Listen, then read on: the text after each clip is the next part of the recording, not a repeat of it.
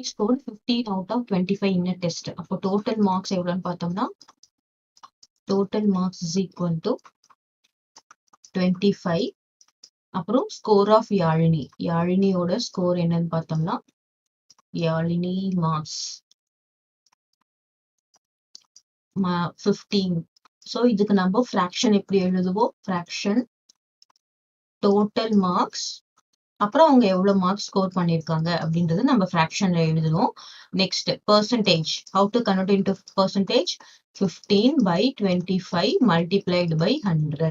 So ஃப்ராக்ஷன்ல இருந்து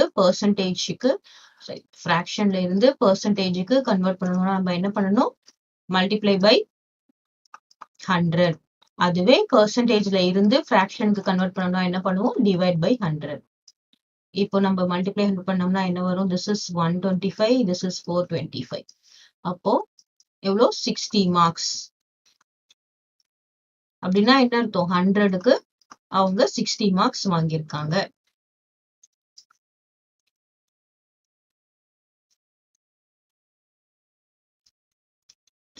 marks வாங்கியிருக்காங்க. அதை நம்ம பெர்சன்டேஜ் எப்படி எழுதுவோம்? 60%. ஓகே, நமக்கு பெர்சன்டேஜ் கேட்டிருக்காங்க. அப்போ நம்ம 60% ஃப்ராக்ஷன்ல எழுதும் போது 100க்கு 60 வாங்கியிருக்காங்க.